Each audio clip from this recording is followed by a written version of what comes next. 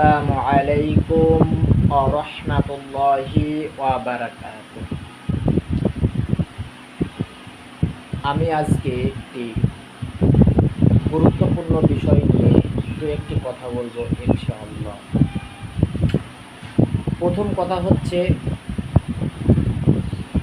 আমরা অনেকেই ধারণা রাখি না যে আমাদের আরবি মাস সম্পর্কে বা আরবি মাসের গুরুত্ব ফজিলত, কোন মাসে কোন গুরুত্ব রয়েছে, এই বিষয়ে আমরা অনেকেই ধারণা রাখি না। তো আজকে আমাদের বর্তমান যে মাস চলছে, সেই মাসটি আরবিতে হচ্ছে মুহররম মাস, যেটা আমাদের আরবি মাসের প্রথম মাস বলা হয়। তো আমরা অনেকেই হয়তো জানি বা জানি না যে মুহররম মাসে আশুরা সিয়াম আল্লাহ রাসূল সাল্লাল্লাহু আলাইহি ওয়াসাল্লাম নিজে রেখেছেন এবং সাহাবায়ে কিরামদের সিয়াম রাখার নির্দেশ দিয়েছেন। এই মুহররম মাসে অনেক গুরুত্ব ও ফজিলত রয়েছে। আফজালুস সিয়ামু বাদা রমাজান শাহরুল্লাহিল মুহররম।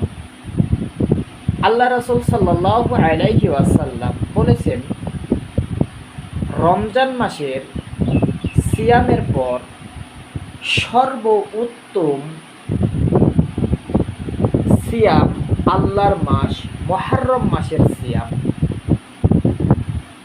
মুহররম মাসের সিয়াম হচ্ছে রমজান মাসের পরপরই। আমরা যে রমজান মাসে যে সিয়াম আমাদের উপরে ফরজ করা হয়েছে, সেই রমজান মাসের সিয়ামের পরপরই সর্বোত্তম সিয়াম হচ্ছে মুহররম মাসের সিয়াম। এইবার আমরা জানব যে মুহররম মাসে আশুরার সিয়াম কবে।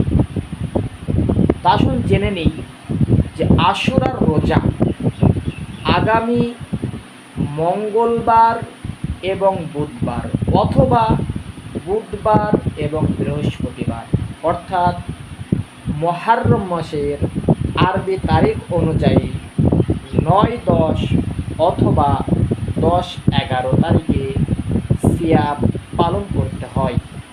এই মুহররম মাসে আশুরার সিয়াম দুটি পালন করতে হবে।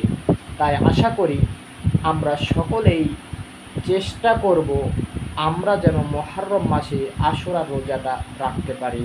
আল্লাহ সকলকেই তৌফিক দান করুন। আমিন।